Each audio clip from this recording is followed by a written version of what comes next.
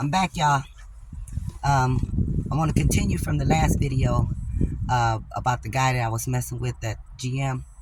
Um, One situation I want to give you guys about that girl that I said that he was talking to behind the dumpster inside the plant. I'm going to just call her Jane. Her name started with a J, but I ain't going to say her name. Me and Jane was battling, basically, for his attention, his time, outside of work, inside of work, here and there. Anytime I would see her over towards the line, I make my way over there. If she see me over there, she'll make her way. One thing about it, she worked with the launch team, which is a group of people inside the plant, like the engineer, the plant manager, supervisors, designers, whoever.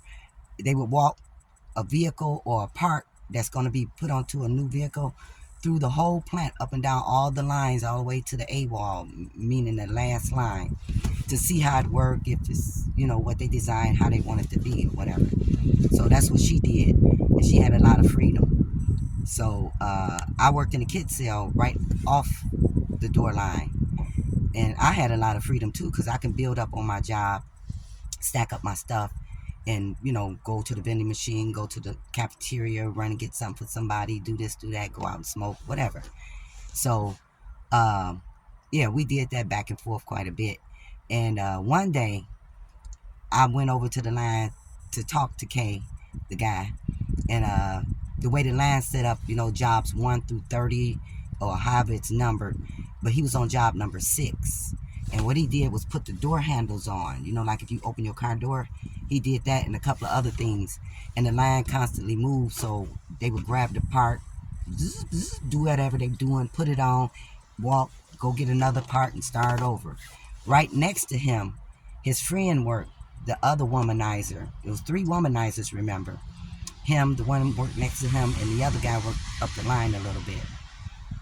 So this day I went over there to be all in his face or whatever. And I'm standing there walking. He walking backwards. I'm walking with him, talking. He finished that. We'll start over, and we walking, and everybody working or whatever.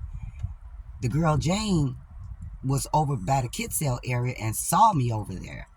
So I saw her making her way over there. He couldn't see her because his back was turned. She was coming. I saw her coming. So all through the plant, they got signs, boards, warnings, all kinds of stuff. Do not cross the line. If it's stopped, you don't cross it. If it's moving, you do not cross it because of danger and injury and all of that. So we talking, and here she come. I'm steady talking to him. She came right up through the first set of lines, cut through their line that was moving, and then went to cut through the line right where he was. He didn't see her. At some point, he has to open his car, the door, to put the 2 screws on the other side. As soon as she walked through there, he opened it up. She started screaming. That door smashed her from her chest down. When it smashed her, I'm looking. His friend behind me screams, "Anita!" Like I did something. I don't know why I smiled, but she was looking straight at me. And, we in a little tug of war over this piece of trash guy. And so I looked and I ran off because neither one of us is supposed to be over there. My job in the kit cell, her job is with the launch team somewhere, but we over there. So I end up basically skedaddling back over to my area. I'm over there. They done stopped the line. They over there trying to talk to her, see if how bad she's hurt. But whatever the injury was, nobody told. She didn't go to the medical. She didn't tell because she could have got in some serious trouble. So, yeah, that happened where she got smashed up in that line. It wasn't my fault. Another situation was GM had started another shift. So they hired a couple of 100 people. So they had a lot of people coming in on our shift. They put some on the door line with us, and it was probably about 20, 30 new people up there with us. I don't know the exact number, but it was a lot of women and girls. I call girls, them 20, 21-year-olds or whatever. I was in my 50s, but I looked about 30-something. So, Anyway, so it was a lot of them came up there. So for the next couple of days, I could see the guy that I was messing with and the guy that worked next to him and the other womanizer on different times, whispering, pointing, see them walking, the girls trying to go to their break or go to the cafeteria, or when it's 15-minute break, they go to the bathroom, they trying to catch up with them. So I said, oh, I'm finna fix this for him. I went on the next break a few days after the people got hired in. Mind you, the girls were hanging with me and these other girls that, on the door line. I'll call it a clique. It really wasn't, but people that hang and group together, and you knew. So if you start a job new and you hanging with I guess the popular crowd, we kind of was cool. So I saw them, peeping them girls out. So I wasn't going to allow the guy to disrespect me.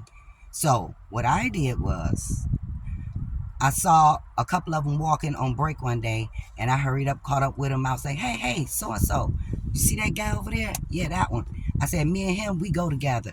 She was looking like, oh, okay, Miss Anita. I was like, yep. Told the other girl. Went on back to work that day. By the end of the day, we was getting off. I'm leaving the building. He catching up with me. Why you running around telling everybody we go together? I said, you're not finna disrespect me in my face. Not in here. So, yeah, that was another situation I had with that person. And then, too, it was situations like, I call them parking lot rats. It was a liquor store across the street from our plant, which was called Detroit Hamtramck Plant at the time. Right now it's called Plant Zero, I believe, on the boulevard. And the store is called Trumley Shane Liquor, or Shane Trumley Liquor Store. And a lot of people rush over there on break and get alcohol, cigarettes, whatever they're going to buy. They sold food like pig feet, pork chops, mashed potatoes, mac and cheese, all kind of good food. And, a lot of people will go over there and do business or whatever, buy what they're going to buy from whoever them drove up there to sell them whatever, and, go back to work. But after work, it was like a party over there. And it used to be these, I'm going to call it how I saw it. All white folks ain't like this, but this is what I saw. They was trash. Stringy-haired, trophy winning. And when I say trophy winning, I mean they know how to do, what is it? Suck up D. They do it the best. White girls do it the best. And anybody who know me will tell you that I said they won.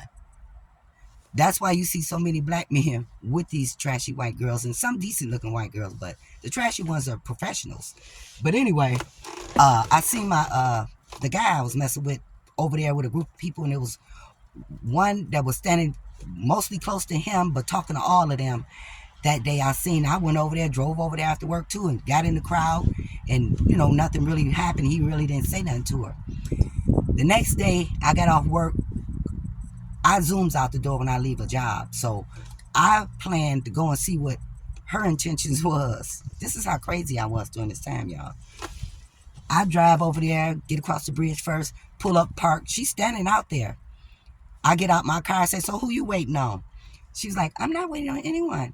I was like, oh, the guy that was standing next to you yesterday, are you